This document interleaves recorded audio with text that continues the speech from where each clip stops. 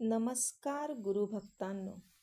श्री गुरुचरित्र कथासारमधील अध्याय 26 ऐकल्याने व वाचल्याने आपल्याला अभ्यासाच्या कार्याच्या क्षेत्रात विशेष प्रावीण्य मिळते. कोणत्याही क्षेत्रातील साधक असो, गुरुकृपेने त्याच्या ज्ञानाला तेज प्राप्त होते, बुद्धीची वाढ होते, यशाचा मार्ग मिळतो. मुलांचे अभ्यासात लक्ष लागत नाही, कितीही अभ्यास केला तरी यश मिळत नाही, तर जरूर ऐका वेदांचा विस्तार. श्री गणेशाय नमः. श्री गुरु त्या ब्राह्मणांना म्हणाले, द्विजवर्य, आम्ही चतुर्वेद जाणतो असा मोठेपणा करू नका. त्याचा काहीही उपयोग नाही. वेद अनंत आहे. प्रत्यक्ष ब्रह्मदेवही त्यांच्याविषयी अनभिज्ञ आहे. नारायणाने व्यासरूपाने अवतार घेऊन त्यांची संहिता तयार केली, पण तेही पूर्ण वेदज्ञ नव्हते. पैल, वैशंपायन, जैमिनी आणि सुमंत हे वेदव्यासांकडे विद्याभ्यास करीत होते. ते व्यासांना म्हणाले, गुरुदेव, आम्हाला सर्व वेद जाणून घेण्याची इच्छा आहे. तेव्हा व्यासांनी उत्तर दिले, मुलांनो, वेदांचा महिमा अनंत आहे. कल्पपर्यंत आयुष्य लाभले तरी एका वेदाचा अभ्यास होऊ शकत नाही. तेथे 4 वेद कसे आत्मसात होणार? म्हणून व्यासांनी या शिष्यांना वेदांचे भाग वाटून दिले. पूर्वी भारद्वाज ऋषी वेदाभ्यास करीत होता, पण अपेक्षित प्रगती होईना. म्हणून त्याने प्रदीर्घ तपश्चर्या केली. तेव्हा ब्रह्मदेव प्रसन्न झाला. तो म्हणाला, वत्सा, तुला काय वरदान हवे? भारद्वाज म्हणाला, मला ब्रह्मचर्य पालन करून सर्व वेद शिकायचे आहेत, ते मला शिकवा. ब्रह्मदेव म्हणाला, वेद किती आहेत ते मीही सांगू शकत नाही. मग तू सर्व वेद कसे शिकणार? आपल्या शक्तीनुसार अभ्यास कर. ब्रह्मदेवाने त्याला वेदराशींचे 3 पर्वत दाखविले.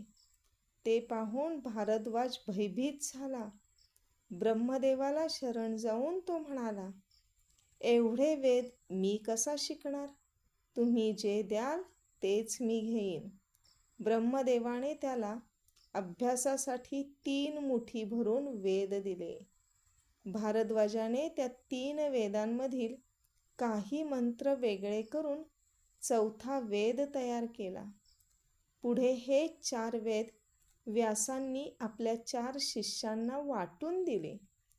पैल मुनीला ऋग्वेद सांगितला, वैशंपायन याला यजुर्वेद सांगितला, जैमिनीला सामवेदाची व सुमंताला अथर्ववेदाची सविस्तर माहिती सांगितली. त्या प्रत्येक वेदाचे ध्यान, वर्ण, गोत्र, देवता, छंद, स्वरूप, उपवेद, भेद, शाखा यावर विस्तृत विवेचन केले. श्रीगुरूंच्या मुखातून ती सर्व माहिती ऐकताना ते ब्राह्मणही थक्क होऊन गेले. श्रीगुरू त्यांना म्हणाले, पूर्वी या भरतखंडातील लोक पुण्यवान होते. वर्णाश्रम धर्माला अनुसरून वागत होते. ते सत्व कलियुगात लोप पावले. ब्राह्मणांनी कर्म सांडले, वेदबाह्य आचरण करू लागले. वेदाभ्यास मागे पडला. ब्राह्मण इतके कर्मभ्रष्ट झाले की द्रव्याच्या लालसेने यवनांपुढे वेदपठन करू लागले. त्यांना वेदांचे रहस्य सांगू लागले. या अधोगतीला काय म्हणावे? पूर्वी वेदविद्येमुळे ब्राह्मणांना दैवत्व प्राप्त झाले होते. लोक त्यांना सन्मानाने भूदेव म्हणत असत. ब्राह्मणांना देवदेवता वश होत्या. त्यावेळी विप्रवचनांचे सामर्थ्य इतके थोर होते की इंद्रादिक सूरश्रेष्ठी सुद्धा त्यांना वचकून असायचे. विष्णू त्यांची निजदैवत समजून पूजा करायचा. राजे महाराजे त्यांच्या निस्पृह आचरणाचे कौतुक करायचे, त्यांचा आदर करायचे. जग देवांच्या अधीन, देव मंत्रांच्या अधीन, तर मंत्र ब्राह्मणांच्या अधीन अशी सत्यस्थिती होती. त्यांचे महात्म्य काय सांगावे. आज ती परिस्थिती नाही. ब्राह्मण आपले सत्व गमावून बसले आहेत. वेदमार्ग सोडून अज्ञानाने वाटेल तसे वागत आहेत. हीन ज्ञातीपुढे पैसे घेऊन वेदपठन करताना आपण वेदांना भ्रष्ट करीत आहोत याचीही त्यांना कल्पना नाही.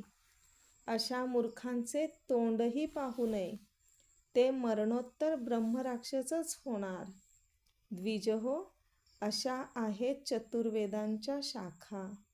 असे आहेत त्यांचे भेद. तुम्ही स्वतःला मोठी ज्ञानी समजता ना?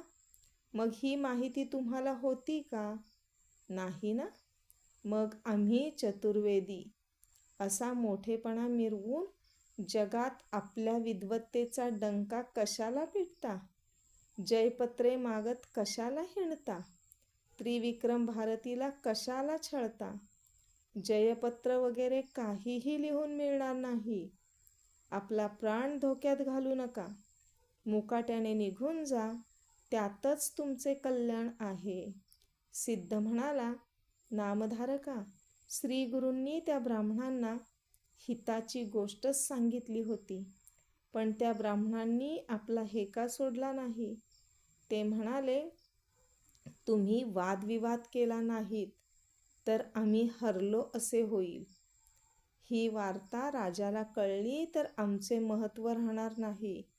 नामधारका, यालाच विनाशकाले विपरीत बुद्धी म्हणतात. त्या द्विजांचे दिवस भरले होते, म्हणूनच त्यांना आपले हित कशात आहे ते कळत नव्हते, असेच मला म्हणावेसे वाटते.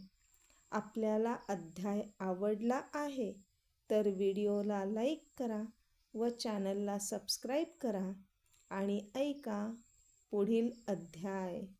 दत्तगुरूंच्या कृपेने तुमच्या सर्व मनोकामना पूर्ण होत. श्री गुरुदेव दत्त.